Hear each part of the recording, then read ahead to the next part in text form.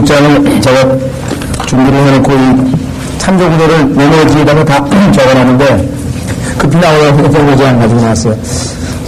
제가 기억나는 대로 성경 공부를 할 수는 있는데 성경 공부하기 위해서는 좀 참조구도를 좀 특히 이사야서 66장은 찾을 구절들이 상당히 많습니다. 이게 이제 성경의 계시록 22장이 계시록이 마지막인 것처럼 이사야서도 66장이 마지막 장이고 그래서 성경의 66번째 책인 계시록과 일치합니다.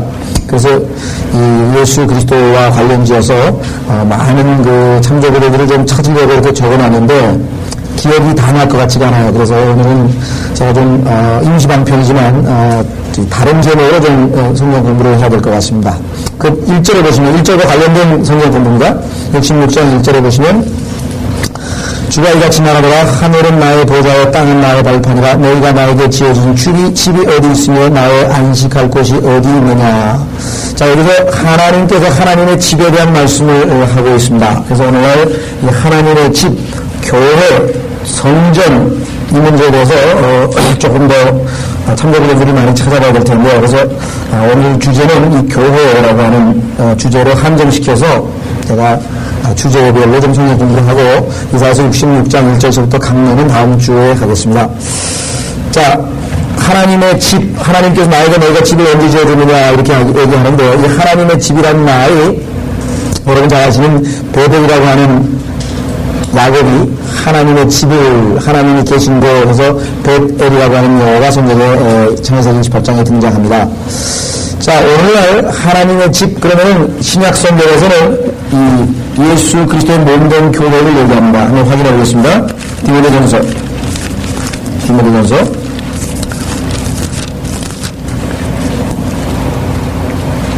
디모데전서 3장 15절 찾아보십시오. 디모데전서 3장 15절. 디모데전서 3장 15절.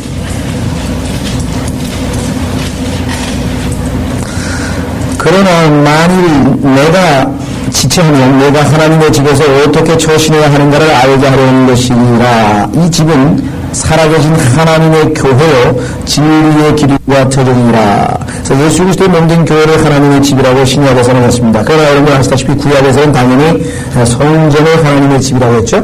네.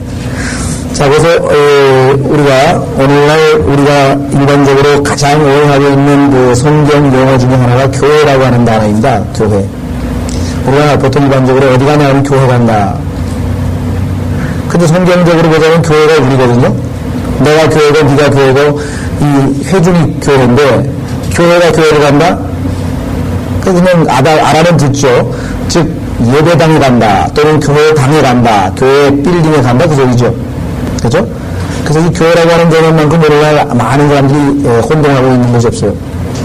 한번 지난번에도 예를 들어서 말씀드렸지만은 어떤 그 교회에서 목사님이 한 아이가 뛰어오면서 꼬마 아이가 목사님한테 고자질을 한 거예요. 목사님 왜 그러냐 했더니 저기 있잖아요. 누구누구가요 교회 가요 성전에서요 껌을 씹고 있거든요. 목사님이 야단 좀 쳐주세요.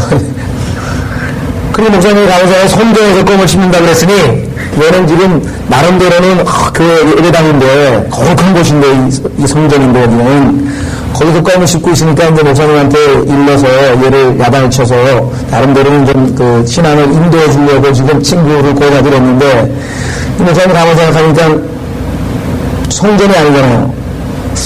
그래서 이걸 어떻게 해야 되나 싶어가지고 알았어. 걔 누구냐 이래 데리고 오라. 둘이 데리고 왔어요. 그래서 두 사람 그 아이를 데려다 놓고 목사님이 자 내가 기도할 테니까 잘 들어 하면서 딱 손을 잡고 기도를 합니다.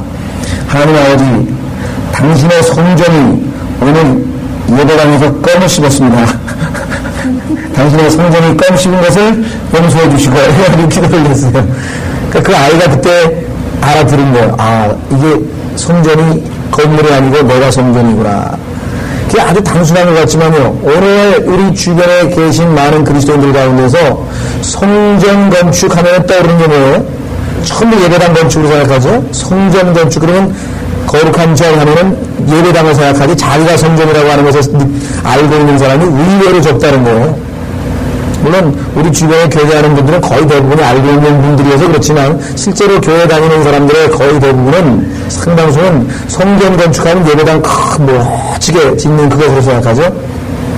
그래서 옛날에 충현교회 교회 뭐 100억짜리 지을 때도 뭐 논란이 많을 때도 한국교회 100년 역사에 이만한 성전을 하나님께 하나 지어 바쳐야지 무슨 소리냐 해서 이렇게 얘기들을 많이 했었습니다. 그런데 고린도전서 3장에서도 그렇고 고린도전서 6장에서도 그렇고 뭐라고 했냐면 너희가 하나님의 성전인 것과 하나님의 영이 너희 안에 거하시는 줄을 알지 못하느냐. 그 고린도 교회 사람들은 가장 성령에 대해서 은사도 많이 받고 지식도 많은 그러한 풍성한 은사와 지식이 있었지만 실제적으로는 기본기가 전혀 없었어요.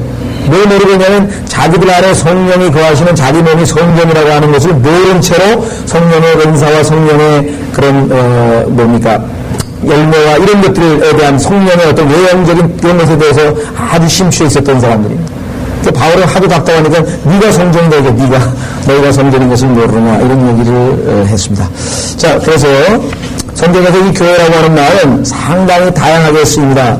성경에서 이 교회란 말은 적어도 5가지 정도로 쓰입니다. 그러니까 우리가 교회라고 하는 말을 쓸 때는 일반적으로 예수 그리스도의 몸된 교회라고 하는 말로 좀 쓰고, 그래서 예수 그리스도의 몸된 교회라는 말도 쓰고, 두 번째로 우리가 제일 많이 쓰는 것은 예를 들면 뭐 진리침례교회, 그 다음에 무슨 교회,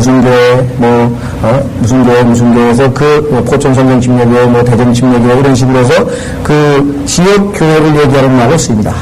그러니까 내가 말할 때 많은 사람들이 오해하고 있어요. 심지어는 제가 합정동에 있을 때도 여러 번 그 지적을 했었어요. 여기가 자꾸 이왕 알면은 우리가 영어를 좀 정확하게 쓰지 자꾸 틀리게 얘기하는. 예수 그리스도의 몸된 교회를 파괴하는 사람들이 있다. 그러니까 사실은 예수 그리스도의 몸된 교회가 뭐냐면 우리 교회가 예수 그리스도의 몸된 교회라고 생각하고 있는 얘기거든요. 그렇죠? 예수 그리스도의 몸된 교회하고 지역교회하고는 개념이 틀리죠. 예수 그리스도의 몸된 교회는 전 세계에 구원받은 사람들과 그 다음에 이미 죽어서 셋째 하늘에 예수 그리스도의 예수님 계신 그 셋째 하늘에 낙원에 가 계신 마틴 루터, 디엘 무디 뭐 이런 사람들까지 다 포함한 게 예수 그리스도의 몸된 교회거든요. 그렇죠? 자, 그래서 성경에서 일반적으로 우리가 신약교회에서 쓰이는 교회라는 경우는 두 가지입니다. 첫째는 보이지 않는 예수 그리스도를 믿음 거듭난 모든 사람들의 유기체, 그것이 몸이고 예수 그리스도가 머리고, 그래서 예수 그리스도를 머리로 하는 거룩한 하나님의 몸, 예수 그리스도의 몸, 그걸 보통 교회라고 하고, 그 영어로는 신약성경에서 한 10번 정도 쓰였습니다. 반면에 우리가 얘기하는 지역교회들, 이건 조직체입니다. 지역교회는 교회에 예를 들면은 목사가 있고 집사가 있고 그 다음에 이 형제자매들의 이런 그 회중들이 있는 조직체죠. 사람들이 모인 조직체. 그러나 예수 그리스도의 몸된 교회는 유기체라고 해요. 유기체. 보이지 않는 유기체, 살아있는 생명체. 지역교회라고 하는 것은 왜 조직체라고 하냐면요. 예를 들면 지역교회 안에 100명이 있다. 그러면 그 100명이 100% 다 예수 그리스도의 몸된 유기체 안에 포함되어 있는 것은 아니에요. 그 100명 중에는 개중에는 아직 구원을 안 받고 그냥 교회만 지금 일시로 다니는 사람도 있고, 또 어떤 사람은 그냥 종교적으로 그냥 왔다 갔다 하면서 그냥 어렸을 때부터 건성으로 다니는 사람도 있고, 그래서 지역교회에 소속은 돼 있으나 예수 그리스도의 몸된 교회 안에는 소속되지 않은 사람들이 얼마든지 있을 수 있습니다. 물론 지역교회 안에 100% 다 구원받은 사람들이 있는 것이 가장 바람직하고, 저희 교회는 그렇다고 생각을 합니다. 그러나 그렇지 않은 경우가 얼마든지 생길 수 있죠. 다음에 구원받은 하나님의 자녀, 즉 예수 그리스도의 몸된 교회에는 속해 있으나 지역교회에는 속하지 않은 사람이 있어요. 예를 들면 지금 감옥에서 나쁜 짓을 해가지고 감옥에 갔는데 감옥에서 성경을 읽다가 예수 그리스도를 믿고 구원받았어요. 그럼 그 사람은 지역교회에 소속된 회원은 아니에요. 그러나 예수 그리스도의 몸된 교회 안에는 포함이 되어 있는 거죠.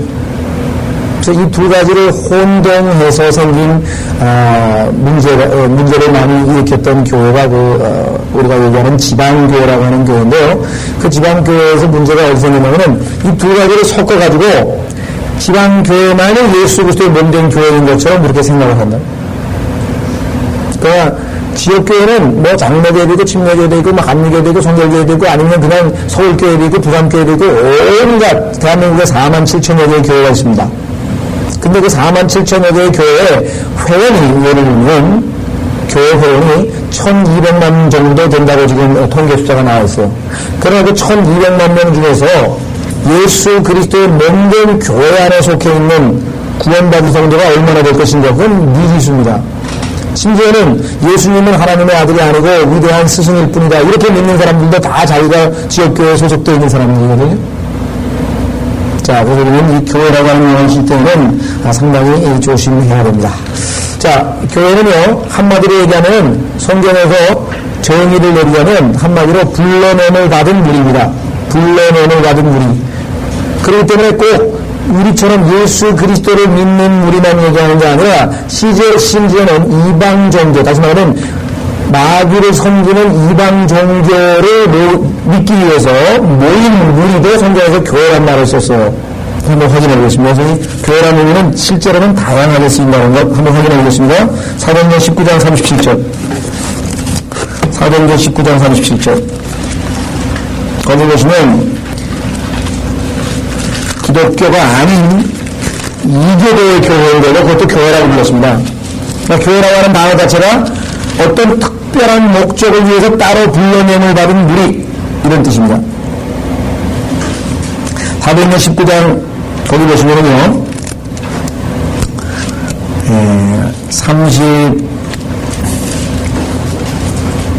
4도행전 19장 37절입니다. 자, 여기 지금 그 에베소에서 사도 바울이 복음을 전하니까 그 에베소 여신의 부적이나 이런 조그만 그 형상을 만들어가지고 팔아서 장사를 하던 사람들이 화가 나서 소요를 일으켰습니다. 그 소요를 일으켜가지고 이 바울을 죽이려고 하고 막 난리를 치니까 그 치안 담당하는 자가 이렇게 질서를 정리하면서 이렇게 얘기를 합니다. 37절. 이 사람들은 교회들의 물건을 훔치지도 않았고 너희의 여신을 모독하지도 않았는데, 그러면 다이아나 여신을 섬기기 위해서 따로 불러내는 받은 무리, 이들도 교회라는 용어를 썼다는 거예요, 성경에서. 그러니까 교회라고 하는 용어 자체는 특별한 목적을 위해서 불러내는 받은 무리인데, 그것이 좁은 의미로는 예수 그리스도를 섬기기 위해서 불러내는 받은 무리인 우리에게 주로 적용해서 쓰죠, 요즘에는. 그러나 성경에는 때로는 이렇게 이방인들의 모임조차도 교회라는 용어가 사용되었다라는 것을 기억하시고, 자, 두 번째는 이스라엘 사람들도 교회란 말을 썼습니다. 이스라엘 무리를 광야의 교회란 말을 썼어요. 왜? 하나님께서 세상인 이집트로부터 따로 불러내가지고 하나님만을 섬기기 위해서 불러낸 민족이죠. 그래서 광야 교회란 말을 사도행전 7장 38절에서 썼습니다. 한번 확인해 보십시오. 사도행전 7장 38절에는 오늘날 우리가 얘기하는 지역교회와는 다른 이스라엘 백성을 교회란 용어를 썼어요. 이스라엘 백성. 넓은 의미로는 이렇게 교회가 여러 가지 의미가 있습니다. 자, 이스라엘 백성, 사도행전 7장 38절은 뭐라고 얘기하냐면 광야 교회란 말을 썼습니다.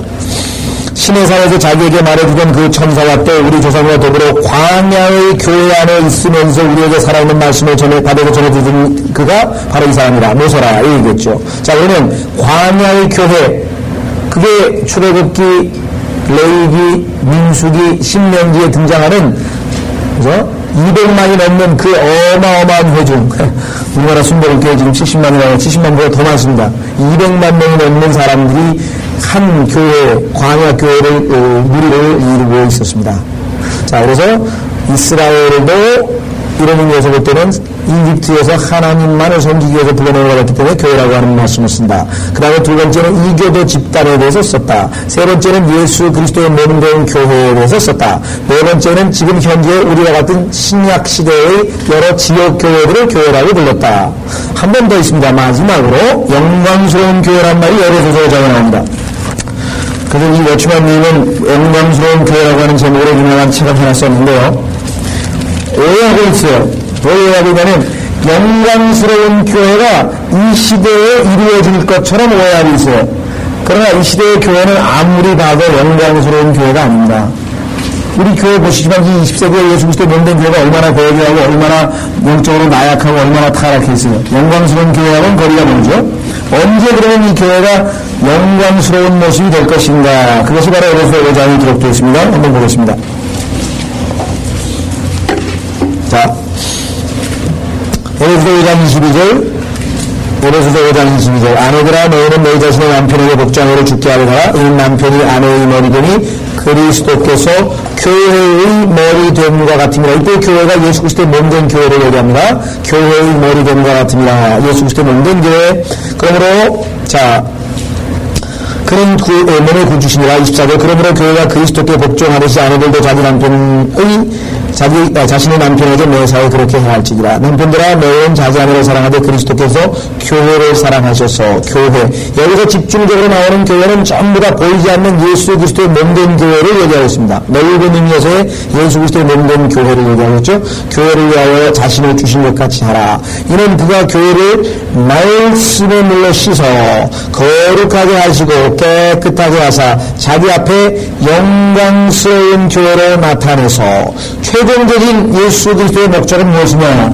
이 지상에서 우리를 거룩하게 하시고 말씀으로 거룩하게 하십니다. 그러나 이 지상에서 우리는 육체를 입고 있기 때문에 완전히 거룩하게 되려면 우리의 육체가 온전히 영광스러운 육체로 바뀌는 그날에 갈 때 우리가 영광스러운 교회의 모습이 될 것입니다. 그래서 여기 보시면 영광스러운 교회로 나타내서 점이나 주름진 것이나 또한 그러한 것들이 없이 거룩하고 흠없게 하려 하십니다.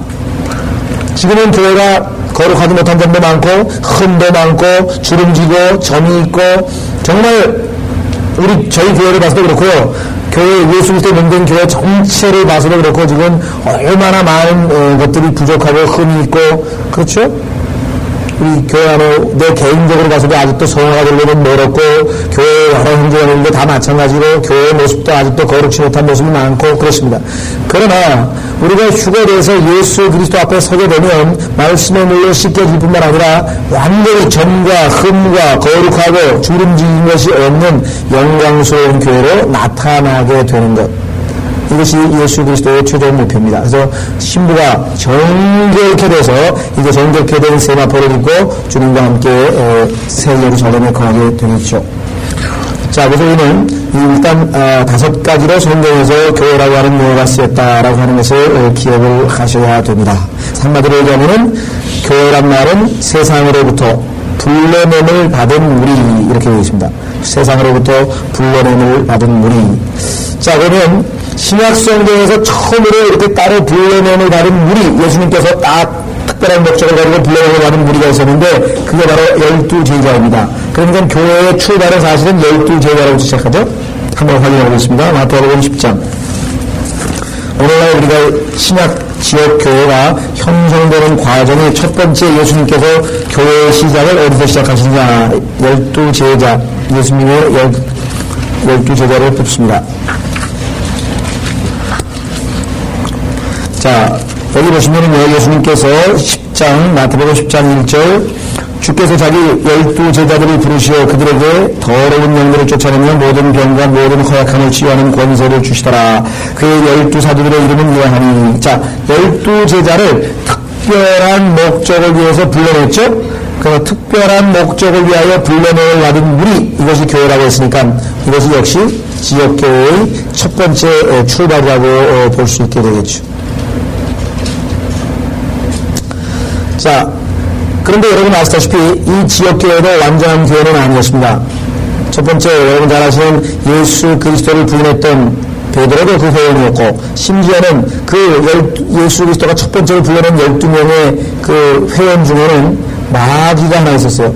요한복음 6장 70절에 보시면 유다 이스카리옷, 가룟 유다를 그 중에 너희 중에 하나는 마귀라고 주님께서 말씀하셨죠. 이와 같이 지역교회 안에는 구원받지 못한 사람, 심지어는 마귀가 슬그머니 집어넣은 가짜 선지자, 가짜 교사, 그 다음에 성경세계하는 독보이 이런 사람들이 얼마든지 지역교회 안에 들어와 있을 수가 있습니다. 그래서 지역교회는 완전한 교회가 아니라고 하는 것을 우리가 항상 염두에 두셔야만 됩니다. 예. 자, 그러면은 예수 그리스도께서 마태복음 16장에서 교회를 세우겠다고 하신 말씀을 하셨습니다. 확인해 보십시오. 마태복음 16장.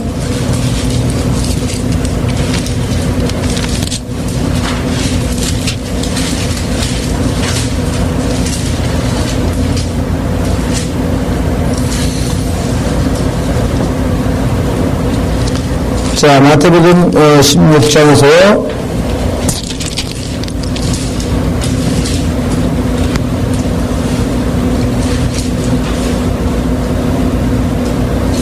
18절입니다. 마태복음 16장 18절. 나도 너희에게 말하노니 너는 베드로라. 그리고 이 반석 위에, 이 반석은 물론 당연히 예수 그리스도죠. 이 반석 위에 내가 나의 교회를 세우니 지역의 문들이 그것을 이기지 못하리라. 예수 그리스도의 몸된 교회에 대한 언급을 말씀하셨고, 이 교회를 세우실 때에 그 교회의 특성이 무엇이 될 것인가? 그것은 하나 된 것입니다. 자, 어떻게 하나로 만들 수 있는가? 각 사람 안에 주님께서 성령을 보내셔서 그 성령을 가진 사람들이 보이지 않는 그야말로 성령의 띠로 하나가 되게 되는 것이죠. 그래서 요한복음 17장을 보면 예수님께서 하나 되게 하기 위한 기도를 하는 장면이 나옵니다. 자, 요한복음 17장으로 가보십시오. 분명히 교회를 세우신다고 그랬는데 그 교회는 모두가 뭐예요? 하나로 유기체로 구성이 되어집니다. 자, 요한복음 17장 19절. 요한복음 17장 19절. 또 그들을 위하여 나는 나 자신을 거룩하게 하오니 이는 그들도 진리를 통해 거룩하게 되기 위함이니이다. 그러나 나는 이들만을 위하여 기도하는 것이 아니었고 그들의 말을 통하여 나를 믿을 사람들을 위한 것이옵니다. 자, 21절. 이는 그들 모두가 하나 되게 함이오니 아버지시여 아버지께서 내 안에 계시고 내가 아버지 안에 있는 것 같이 그들도 우리 안에서 하나가 되게 하셔서 세상으로 하여금 아버지께서 나를 보내신 것을 믿게 하여 주옵소서. 또 아버지께서 내게 주신 그 영광을 내가 그들에게 주었사옵니다. 그리하여 우리가 하나인 것 같이 그들도 하나가 되게 하려는 것이옵니다. 자, 그래서 계속해서 하나가 되게 하신다고 하는 기도를 했는데 이 기도는 사도행전 2장에서 응답을 받았습니다. 한번 보겠습니다. 사도행전 2장. 오순절 유대인의 명절에 하나님께서 약속하신 대로 성령을 보내셨는데 그 성령으로 인해서 당시의 지역 교회, 즉 예수 그리스도를 믿는 그 성도들이 전부 다 하나로 되었습니다. 자, 사도행전 2장.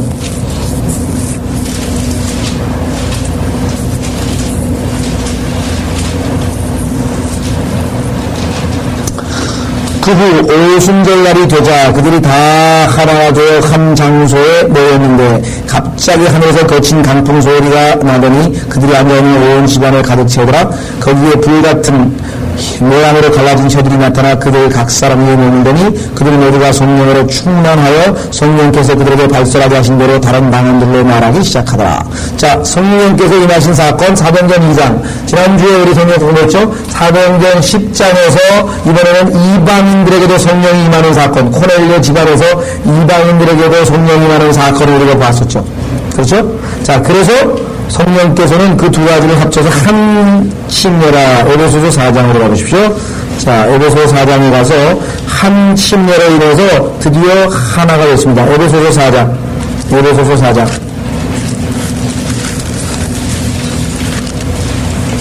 자, 에베소서 4장에서 드디어 이 사도행전 2장과 사도행전 10장에 이방인과 유대인의 침례를 한 침례라고 했는데요.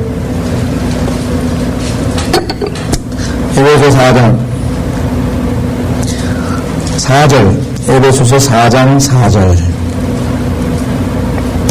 너희가 너희를 부르시는 한 소망 안으로 부르심을 받은 것처럼 한 몸과 한 분 성령이 계시니 한 분 주요 한 믿음이며 한 침례이고 한 분 하나님 곧 모든 것의 아버지시니 그분은 모든 것 위에 계시며 모든 것을 통하여 너희 모두 안에 계시느니라. 자, 여기 보시면요 3절이 중요합니다. 성령의 하나됨을 뭐라고 했습니까? 열심히 지키려를 노력하라. 성령의 하나됨, 이것이 바로 오순절에 일어난 것이라 그랬죠? 오순절에 일어난 사건.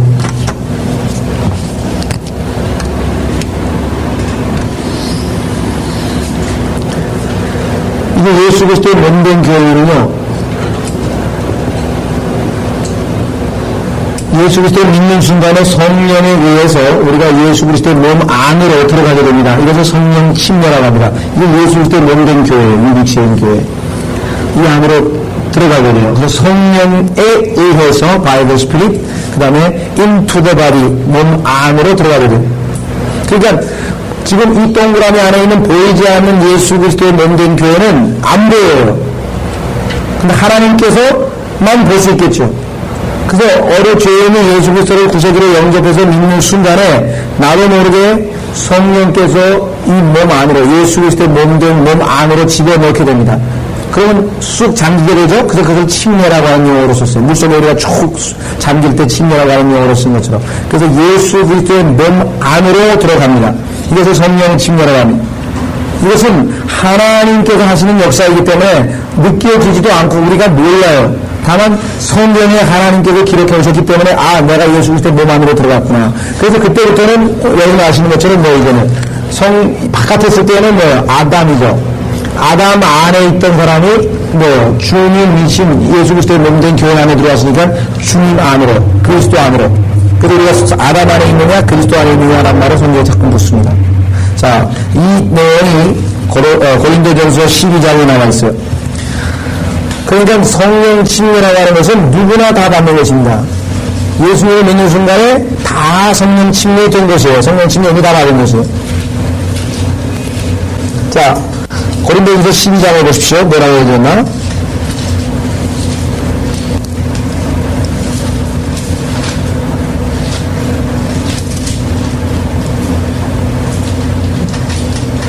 자, 고린도전서 12장에 이렇게 얘기를 했습니다.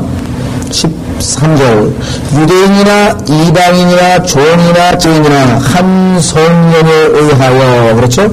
유대인이나 이방인이나 종이나 자유인이나 한 성령에 의하여, 중요합니다. by the Spirit, 성령에 의하여. 그 다음에 어떻게 됐어요? 우리 모두가 한 몸 안으로 들어갔죠? 한 몸 안으로 침례를 받았으며, 이 얘기를 하고 있습니다. 성령에 의해서, 그러니까 이것은 어떤 사람이 예수 그리스도를 구세주로 딱 믿는 순간에 마치 우리가 정말 뭐 엄마 뱃속에 있다가 한순간에 딱 어린아이가 바깥으로, 세상 바깥으로 나오듯이 예수를 믿는 순간에 순식간에 예수 그리스도의 몸 안으로 들어간 것이에요. 그래서 하나님 보시기에는 이미 예수 그리스도의 몸의 일부, 그래서 에베소서에서 얘기한 것처럼 우리가 그의 몸과 그의 살이 되는 거예요. 그 살과 우리의 뼈가 되는 거죠. 예수님의 지체가 이미 되어버린 상태가 됐어요. 자, 그래서 우리가 성령 침례를 받은 사람들의 무리, 이것이 성경에서 얘기하는 예수 그리스도의 몸된 교회의 제형입니다. 그런데 그 예수 그리스도의 몸된 교회는 성경에서 뭐라고 표현하느냐? 처녀를, 한 정결한 처녀라고 했어요. 예수 그리스도의 신부입니다. 그래서 정결한 처녀라. 고린도후서 11장. 고린도후서 11장에 보면 바울이 예수 그리스도의 몸된 교회를 한 정결한 처녀라고 이렇게 얘기했습니다. 고린도후서 11장 2절.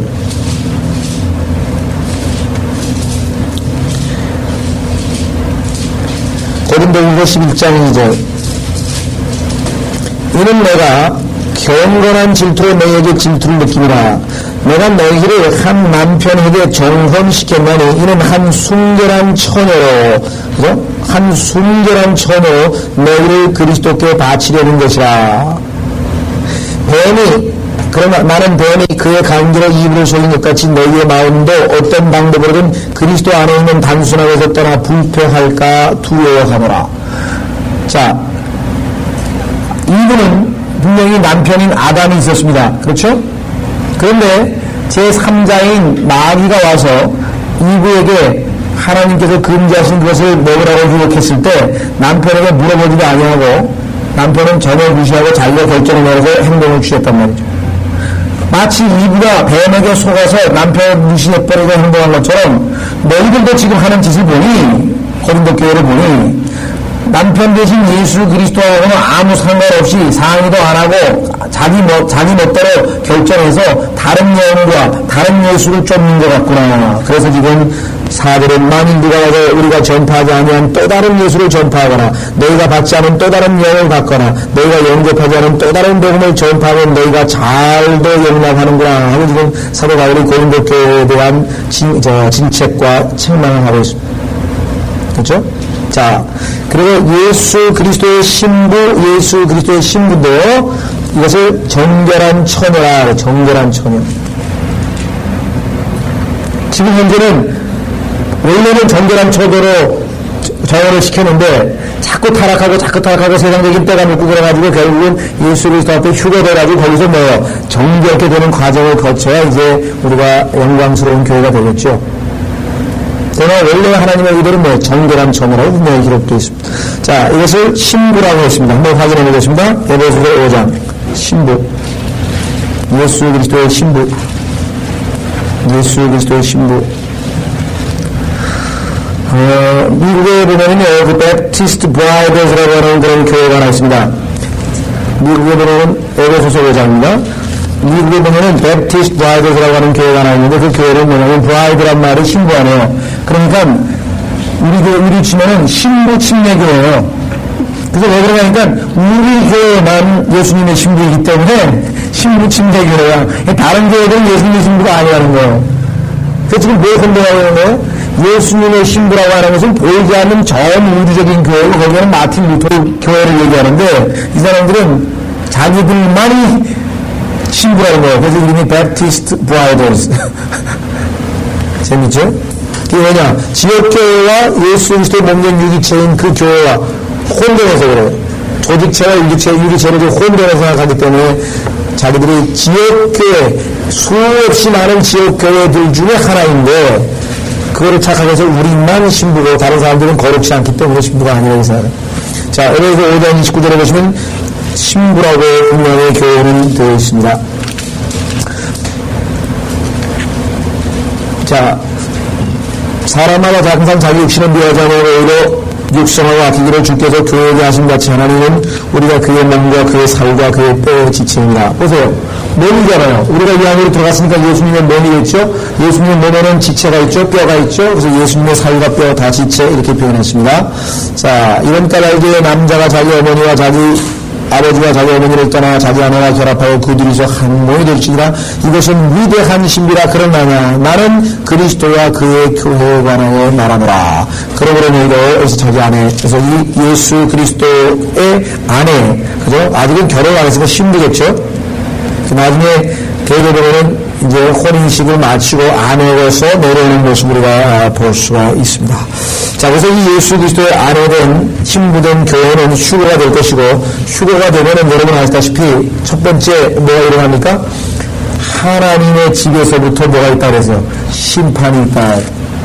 하나님께서는 예수 그리스도 안 믿는 사람들을 정죄해서 지옥에 보내는 심판 이전에 하나님의 집에서부터 심판이 시작이 된다는 말이에요. 그러니까 우리가 휴거가 돼서 올라가면 첫 번째 해야 될 일이 뭐냐면 그리스도의 심판석에서 심판을 받아서 과거에 자백하지 않은 죄라든가 이런 것들 다 정결케 다 씻어야 되고, 그 다음에 주님 앞에서 보상, 어떠한 금과 은과 보석으로 지었느냐, 아니면 나무와 풀과 굴토기를 지어서 불타 없애버릴 것이냐, 이런 것들을 평가받고 주님 앞에서 깨끗하게 그 휴거된 기간이 3년 반이 될지 7년이 될지 모르지만은 깨끗하게 씻음 받은 다음에 이제 지상으로 주님과 함께 내려오게 되는 것이죠. 예. 자, 그래서 일부는 휴거가 되고 일부는 휴거가 안 된다. 이거 참 보통 문제가 아닙니다. 아까 말했지만 예수 그리스도의 몸인데, 이게 몸인데, 그래서 예수 그리스도의 몸의 지체라고 하는 것이 우리가 하는 구원의 영원한 보장에 있어서 가장 핵심적인 교리입니다. 왜냐하면 어떻게 예수님의 몸이 휴거가 돼서 올라가는데 일부는 지상에 남아있냐, 있을 수 없죠? 근데 이 부분 휴거설이라고 하는 것은 그야말로 예수 그리스도의 몸을 일부는 팔다리 어디가 남아야 돼요?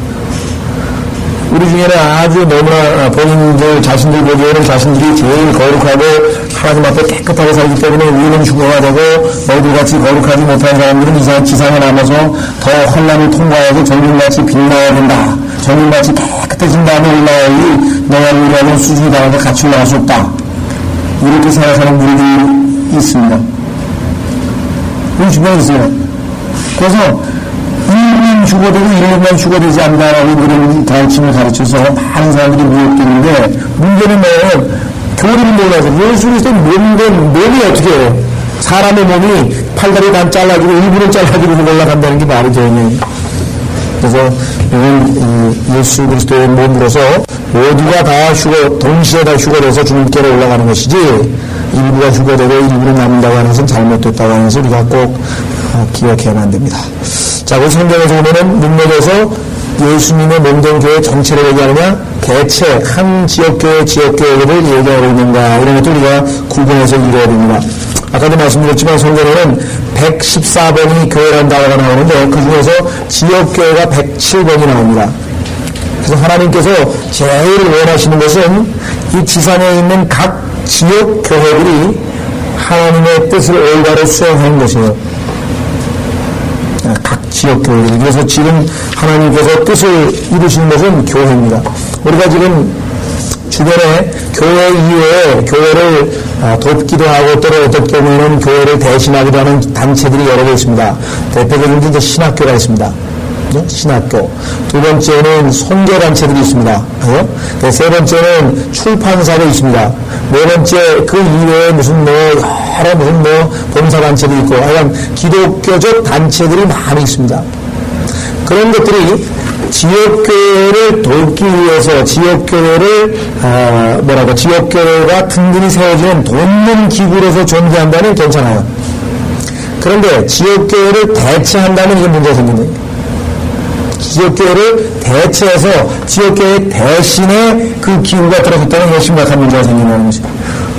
원래 이 신학교들이 그 지역교회를 돕는 기구로 존재해야 되는데 지역교회를 장악하는 기구로 등장했어요. 그래서 신학교에서 목사를 또 키워내서 보내잖아요.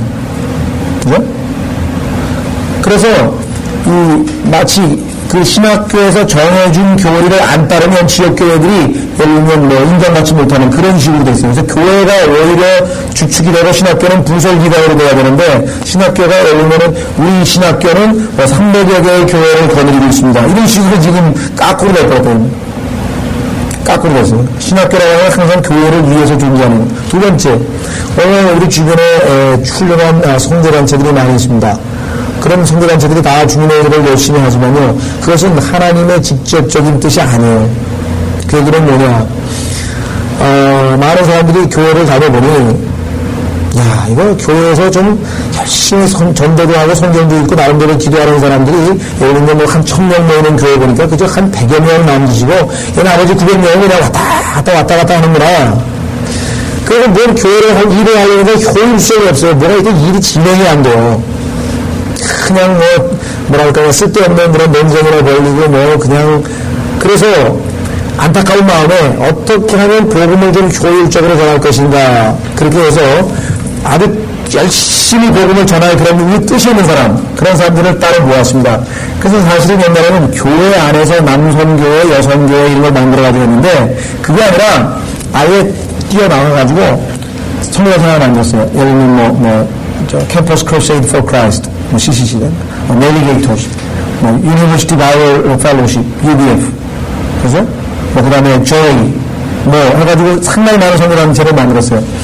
그래서 이 선교단체는 원래 목적은 뭐냐면 각 지역교회들 중에서 열심히 있는 선교의 뜻이 있는 사람들을 모아서 훈련을 시키고 거기서 전도를 실제적으로 하고, 그래서 그 사람들로 하여금 잘 양육이 되어서 다시 지역교회로 보내가지고 지역교회 내에서 그 사람들이 다른 사람들을 가르쳐서 어떤 훈련을 시킬 수 있는 그런 역할을 해야 되는데, 처음에 하다 보니까 모여서 이 교회에서 한 20명, 이 교회에서 한 20명, 이 교회에서 20명, 그래서 한 20여 개의 교회에서 한 20명씩에서 이렇게 딱 모여서 열심히 하다가 보니까 조직이 비대해지기 시작합니다.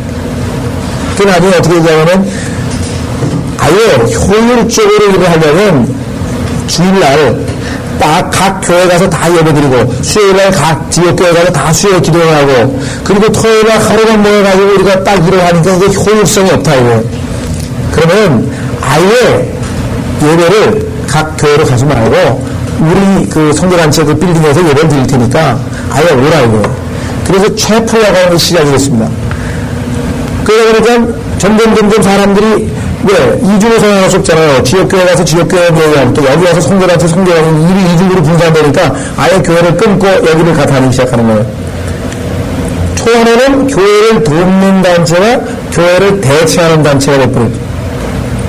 거기서 이제 문제가 생긴 거예요. 그러니까 지금 현재 여러 가지 CCC나 무슨 내비게이터나 이런 단체들이 계속해서 지역교회에 있는 사람들을 불러다가 양육을 시켜서 지역교회에 다시 보내주었으면 참 하나님께서 아마 기뻐 받으셨을지 모르겠는데, 차츰 하다 보니까 자체 조직을 키워야 될 필요성이 생겨가지고 지금은 자체 조직화돼 버렸단 말이에요. 그래서 그것이 대단히 조소한 얘기지만요, 하나님께서 세우신 지역교회들을 무지무지하게 약화시켰어요. 무슨 소리냐? 조금 열심히 있는 사람 다 걸려가 버렸대. 이 교회는 뭐 장로님이 좀 우리 전도집회 좀 합시다. 그럼 장로님이 뭐 예산이 없다 그러고 안 된다 그러지, 뭐가 안 된다 그러지, 복잡한 일이 안 돼. 그러니까 그냥 폭발적으로 복음을 전할 수 있는 데는 아니라 총무단체로 가자. 그래서 교회를 떠나가지고 갔는데, 문제는 그나마 허약하고 그나마 열심히 있는 성도들이 다 성도단체로 가버렸던 게 대량으로. 처음에는 저도 답답해서 성도단체에서 있는데 마음이 편하죠. 왜? 거기 가면은 영적으로도 얼마나 충만한지 몰라요. 그냥 다들 열심히 있는 사람들이니까 서로 위해서 기도해주고 서로 하고 막 그냥 사랑도 넘치고, 왜냐면 세상적이거나 느슨하거나 이런 사람들이 거의 없거든요. 다들 열심히니까 불같이 뜨겁고 좋은데 효율적으로 일도 할 수 있고. 근데 거기 가게 되면은 하나님의 직접적인 뜻은 상당히 약화되는 거죠. 저도 거기까지 깨달을 때가 한참 시간이 걸렸습니다. 하나님의 뜻은 뭐냐? 비록 지역교회가 우리가 보기에는 느릿하고 느린 사람, 이제 걸음마 하는 사람, 어떤 사람은 이제 구원을 받았는지 안 받았는지 잘 모르는 사람, 그냥 오후가 되면 느릿하고 그냥 나오는 사람, 어떤 사람은 주일갑이 빠지는 사람, 우리가 볼 때는 그냥 이거 왜 이렇게 느슨해? 하는 것 같지만, 하나님께서는 이 안에서 참 상합하고 연합하고 해가지고 하나님의 뜻을 이루고 정말 뜨거워져서, 그러니까 성교단체 같은 뜨거움이 지역교회 안에서 일어나기를 하나님이 원하시는 거지. 그래서 깐나네기부터 노인까지 다 있어요. 그게 지역교회 하나님의 바라시는 거예요. 성교단체는 안 그래요. 20세에서 30세, 아니면 40세 아니면 곧 뜻을 같이 하는 똑같이 생긴 사람들끼리 쫙. 자, 여러분들이 어떤 가게 가면, 건축자재 가게 가면요, 타일이 쫙 정리되어 있고, 철근이 쫙 정리되어 있고, 깨끗하게 아주 정리되어 있고, 보기는 얼마나 좋아요. 그죠? 그러나, 하나님의 뜻은 뭐냐면요, 이 철근과 타일과 세멘트와 이런 복잡한 게, 여기 교회 오면 뒤섞이고 엉킨 것 같지만, 그게 잘, 제 위치에 있어서 딱 집이 지어져야 되는 거 아니에요. 그 지역교회에서 그 일을 할 수 있지, 성도단체에서는 그런 하나님의 원래 교회에서 의도하셨던 바를 이루실 수가 없는 거예요. 일을 할 수 있지만. 그래서 우리가 제일 하나님께서 중요시 하는 것이 지역교회다. 그래서 저도 지역교회를 선택한 것은 가서 처음에는 적응하기가 무척 힘들었습니다. 왜냐면 성도단체에 가면 완전히 이런 기계처럼 지거든요. 탁 몇 시에 뭐하고, 탁 하고 뭐하고, 선대 몇 장 이런 탁탁 하고, 암송하고, 그 다음에 무슨 대회하고 뭐하고 일사천리로 정말 기가 막히게 효율적으로 일하는데, 교회 오니까, 이게 그냥 어떤 데는 좀 사회단체 같기도 하고, 그냥 좀 그런 느슨한 느낌이 들거든요.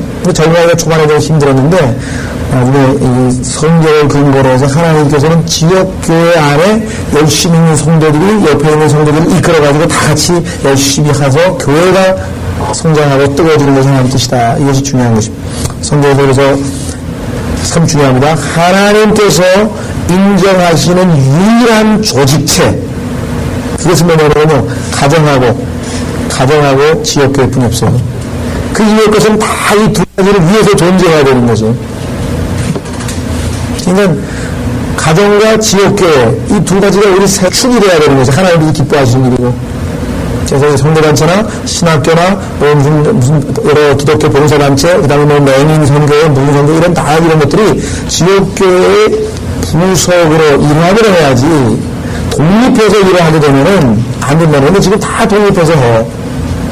근데 지역교회에서 일할 일꾼들이 다 빠져나가서 그런 거 만들어가지고 지금 일을 한다고. 그러니까 지역교회가 약화되거든요. 그래서 사실은 마귀의 전략입니다. 우리는 예수 그리스도의 몸된 유기체와 그 유기체가 이 지상에서는 지역교회로 각 지역마다 주님께서 세우신 지역교회를 통해서 표현이 되어 나타나는데, 이 지역교회가 결국은 하나님의 뜻을 성취하는 유일한 조직체다. 여러분들이 꼭 기억하셔야 되겠습니다. 저희도 지금 사람들이 바깥에서 보면 이거 침략이에요. 와보면은 정말 느슨하기 짝이 없을 거예요. 자유죠? 뭐가 있어야지. 통제가 있고 아무것도 없어요. 그러나 하나님께서 이 안에서 각자가 하나님의 말씀으로 성장해서 정말 각자가 자기가 해야 될 몫을 자기 위치에서 제대로 해가지고 이 교회가 성장해서 뜨겁게 성도단체 못지않게 뜨겁게 주님을 전하고 성경을 가르치고 그럴 때 하나님께서 기뻐하신다는 것이죠. 그 교회를 지향하면서 우리가 지금 나아가는 겁니다. 그래서 이 교회라고 하는 것이 결론적으로 말씀드려서 성경에서는 여러 가지 의미로 쓰이기 때문에 어떤 의미로 쓰였는가를 좀 우리가 문맥에 따라 봐야 된다는 것. 두 번째는 오늘날의 성전이라고 하는 개념의 교회는 없다는 것. 성전은 바로 우리라고 하는 것. 그래서 우리가 모이는 회중들이 모이는 건물일 뿐 이 예배당이 무슨 특별히 거룩한 장소로 성전이라는 개념은 아니라고 하는 것. 그 다음에 지금 현재 주님께서는 지역교회를 통해서 하나님의 뜻을 이루신다고 하는 것. 그래서 우리가 통전 선교학교도 있고 무슨 도서출판 김경수도 만들었고 했지만 이런 것들은 다 지역교회를 위해서 존재하는 것이지 지역교회를 파괴한다거나 지역교회의 원래의 기능을 약화시키면 그런 건 없어도 상관없어요. 그러니까 지역교회는 반드시 있어야 되는 것이고 신학교는 있어도 되고 없어도 되는 것이고 출판사도 있어도 되고 없어도 되는 것이고 성경학교도 있어도 되고 없어도 되는 것이고 그래서 하나님께서 이 지역교회에 대한 얼마나만큼의 관심이 있는가. 계시록에 보면은 2장 3장에서 그 지역교회들의 상태를 일일이 파악하시고 장점, 단점, 책망, 칭찬 착 하잖아요. 7개, 에베소교에서부터 라오디케아 교회까지. 그 주님께서 지금 하늘에서 내려가 보고 있는 제일 관심 있는 것은 뭐냐면 이 지상에 있는 지역교회들이에요. 이 지상에 있는 지역교회들이 지금 하나님의 말씀에 계시된 대로 그 역할을 하는 거야. 첫째, 복음을 전파하는 거야. 두 번째, 성경을 가르치는 거야. 세 번째, 그 구성원들의 도덕적인 덕을 세우므로 사람들에게 하나님께 영광을 돌리는 거야. 이 세 가지를 정말 열심히 하는가 안 하는가에 하나님께서 살피신다고 했어요. 그래서 계시록 마지막에도 2장과 3장에 7개의 지역교회를 해놓고 그 7개의 지역교회들의 각 지역교회마다 해당이 됩니다. 우리는 이전에 있어서는 에베소 교회를 담았고 열심히 있고 하긴 하는데 우리는 사랑을 실었으니까 에베소 교회고 우리 여러분도 있고 자동차도 있고 교회 건물도 크고 다 갖췄는데 영적으로는 맹랑하니까 이렇게 교회를 다니는 거고 형제사랑이 뜨거우면 빌라델비아 교회를 다니는 거고 능력은 없지만 하나님의 말씀을 지키는 교회는 빌라델비아 교회를 다니는 거고 그래서 이 7개의 교회, 지역교회의 전형을 하나님께서 쫙 해서 읽으면 읽을수록 이런 면에서는 우리가 지역교, 이 라오디케아 교회 모습하고는 너무나 비슷하다는. 그래서 주님이 주시는 책망과 주님이 주시는 칭찬을 지역교회에 어떤 칭찬을 했고 어떤 내용을 책망하셨는가가 계시록 2장과 3장에 자세히 기록되어 있습니다. 그래서 오늘 이 교회에 대한 얘기를 좀 임시적인 얘기지만 좀 했습니다. 왜냐하면 이사야서 66장 1절에 바로 그 하나님의 집이라고 하는 테마가 나와있기 때문에 다음 시간에 구체적인 좀 성경 문제를 찾아가면서 좀 해야 될 것 같습니다.